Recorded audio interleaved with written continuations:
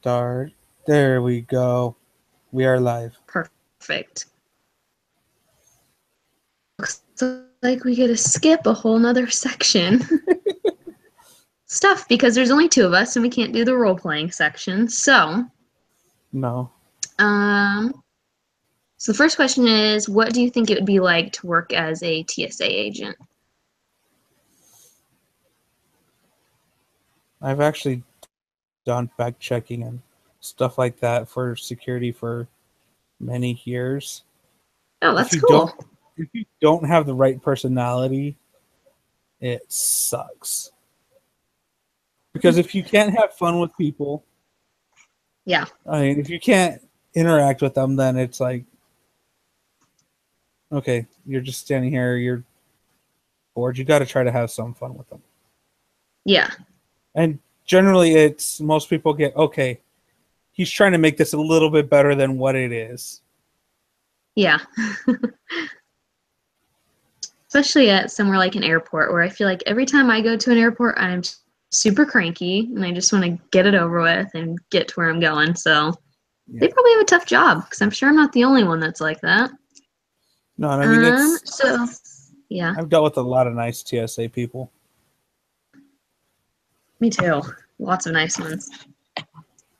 So in the reading situation, do you think O'Reilly, the supervisor, should fire Sanchez, or what do you think she should do about what he caused? I think with that one, especially after the going through and finishing up that discipline reading, I honestly think it would probably be more effective to not have him work doubles for a little while. Yeah. But it also seemed like working that exit door or that exit area was kind of more of a, okay, there's nobody around here right now. I can take this phone call. It's if you're going to have him work doubles, you have him stay on the line. Yeah. No, I agree. Because I know anytime I ever got stuck on doors, on door duty, oh my gosh. That is some of the worst job. That's like a punishment, is to be stuck there. Because it's, well, why can't I go this way? Because you're not allowed. Well, why not? Because you're not allowed. That is why. Yeah. Go that way. Yep. And do it quickly. You're an idiot. Yep. Great. I'm not the one trying to go out. Yeah. Doesn't matter. You got to go that way. And it looked like some of her options from the reading, like what she could do was like terminate him, give him verbal warning, and then one of them was like demote him, but it would demote him to the position to where he caused the problem. Yeah. So it's like, oh geez, okay. But I mean, one of the things that, yeah. I was also going to say, I also kind of get it. He was working a double and he was trying to make sure his daughter got off to school okay. Like it was one of those, it was a 3-second phone call probably, and that's when the idiot, when any of them do it, but yeah, that's tough. In the discipline reading, or what that one's called, discipline without punishment, they brought up something that I never even thought about, was the paid decision making day. I've never heard about that. Like in any of my jobs, it's never been publicly talked about that there's even that option if they do offer that. But I was thinking that's something they could totally do for him, you know, if he's that serious about his job, like everyone's saying.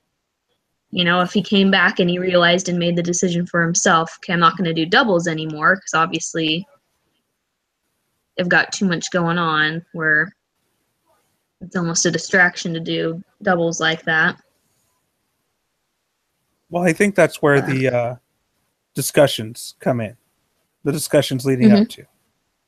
So for TSA purposes, it would be a written warning or something like that, where it's okay, because it's when I worked in the oil field, there's a lot of times where they would go through and our write-ups would be what are steps that you are personally going to take to ensure the safety of your team and things like that. Mm-hmm.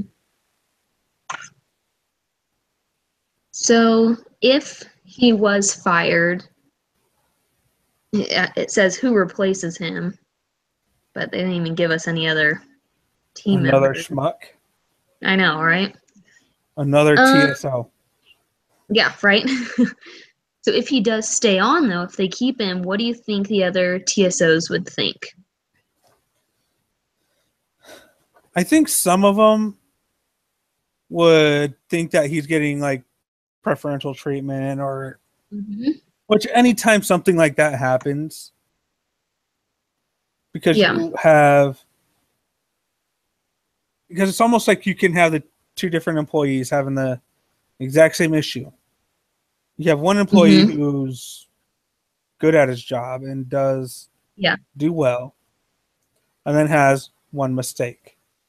And then you have the screw up, the guy who's always late, who doesn't take the job seriously and does the exact same thing. And it's one of those, you're more likely to fire that guy because of previous instances versus he's had one other incident where it was, okay, we'll go through, we'll retrain you. Yeah. And that's why I think writing up, going through, talking with him to go through and make a plan on what are we going to do. Yeah. What are you going to do to not have this issue happen again? I think that'd be, what else are they supposed to think? If they see him being disciplined, then I think that's good. But if they don't do anything about it, I think they can do the same thing or slack off even. And yeah, but there's also the fact that most discipline is kept quiet. True. I mean, it could be one of those. Part of that discipline is you're still a good employee, but we kind of have to make you disappear. So we're going to move you to another gate. So would it be appropriate to punish Sanchez, the airports, the public, and other TSOs? Punishment wouldn't improve Sanchez's performance.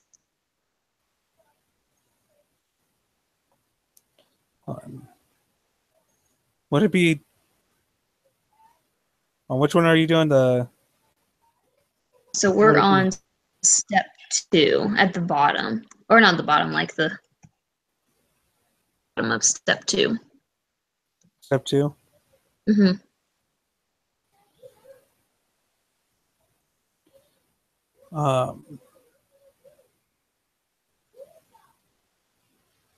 So, like, what's her reasoning for this, or you just kind of broke up a little bit as you were talking? So that's why. Sorry. So it says, would it be appropriate to punish Sanchez to send a message to the airports, the public, and other TSOs, even if the punishment wouldn't improve his performance? I feel like at that point, just fire him. They're just trying to send a message, and he's not going to change his performance, and he's just going to continue to make screw-ups like that. Fire him. If that's the message, that's just going to keep performing bad just to send a message to everyone. Yeah, but I mean, it's if he's committed to doing better, and it's because it sounds like he enjoys the job. He's one of those guys who it's the, when he catches different stuff in a bag, just random saw, oh, you got a comb in there. What you doing with that comb? Just making it more fun for people. Yep. Yeah, he seems like he likes it. Like they were talking about how the younger people coming into that job, they were just using it as a stepping stone, and he doesn't seem to be, it seems to be his career, and that's what he's doing. Yeah. think he should be fired, what would have had to have happened for us to think he should have been fired?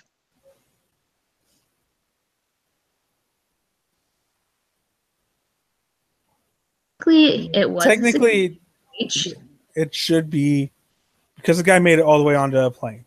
Mm-hmm. Which means there's many other layers of security that had failed in that as well. True, yeah. But I would say if the guy had anything on his persons, like if he had any kind of questionable material on him, then yeah, automatic, sorry, you're done. Because you allowed it to get by you. Yeah. Yep. But let's see. Oh, so you kind of touched on it. So was the security breach entirely Sanchez's fault? Why or why not? The initial breach is entirely his fault, but the continued breach after his area is not, because I actually had a friend who worked at the TSA here in Vegas, and they were told if somebody gate crashes and runs through, they're told to basically point in the direction for the cops to go get them. So I don't know if that was a Las Vegas policy, but there's usually, there should have been some kind of law enforcement in that area. Or other types of alarms in place as well. Yep. So the initial breach is his fault, but the continued breach falls on everybody else. Yeah. Especially since I'm not sure if this was a policy at the time, but TSA has to sign off on your ticket.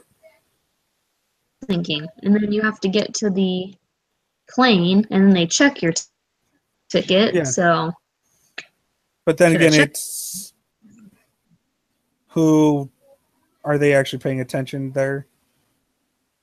But I know it's all my airplane tickets were always signed. So what could have been done better to prevent this situation? Well, I know the one that is easiest is no personal cell phones. Yeah. While on, I mean, this way it's while he's on break or in between, when he's not in public view. Yes. It doesn't allow them to. Yeah, it doesn't allow them to go hide behind a corner or a pillar. I was thinking maybe even like 2 people to each station. So like, you're gonna have 2 people. I mean, because one person can't see everything, and 2 people can't either. But still, it's better than 1. Yeah, I just know most of like the exit points, because the way, and I'm just thinking about how the ones I've been around, you have like the main lines in the middle, and then you have exits on the side, where it's just mainly for like the pilots or people who are not getting on a plane and need to kind of pass, or even parents after they drop kids off or whatever at a gate to walk back out. So you're only looking at a 1.5 wide area. So one person, when they're seated in that, when they're in that position, is enough to maintain a barrier on both sides of the doors, because like most of them, they're not doors. I don't think they're just walkways. Huh? Yeah, like both sides of the walkways too. I don't know. Maybe just having multiple people there. I think probably having one best. I think that's one of those, you also have to look at what is the cost of having 2 people on an exit. when you need more manpower on the entrance. Yeah. Makes sense. Because they're counting on the size of the corridor to help be part of that deterrent. Yep. Yeah. No, you're right. You got to factor in all that too. For final decision, what would you do? Would you fire him? Would you put him on probation? Would you give him a paid leave for him to receive additional training, or a mixture of all of those? Or I would probably say put him on probation. That would probably, to me, that would be the most effective. Mm-hmm. Where it's, okay, this is serious. You have something else happen within X amount of time. Yeah. We'll escalate this up and talk about your separation at that point. Yeah. Kind of makes it more serious. Like, you got to realize, oh crap, like, they're being serious. You know, I really messed up and I need to think about never doing it. Yeah, and the way that his file read kind of made it seem like he'd be the guy who goes, yes, I screwed up. I know it. Yeah. I'll make sure I do better. Yep. So, what actually happened was that he only got a warning and was not fired, and then 2 months later he caused another serious breach. What would you do now? He's gone. Yeah. I feel like it might have been the superior, whoever it was. It didn't say it was O'Reilly that ended up giving him the warning, which I'm assuming it was, but I feel like someone higher up who made the decision to only give him a warning is somewhat to blame. It was her decision. Because what's a warning?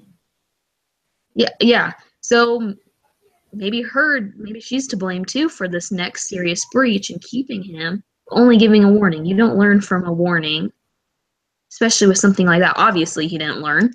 Yeah. Think maybe even she should be held a little bit more accountable too. Yeah, at that point, she gets a written warning or, the probation for not taking it serious enough. Yep. Which leads to her employee not taking it serious enough and causing another problem. So, let's see here. We already are at the end. We had to skip a whole section, but...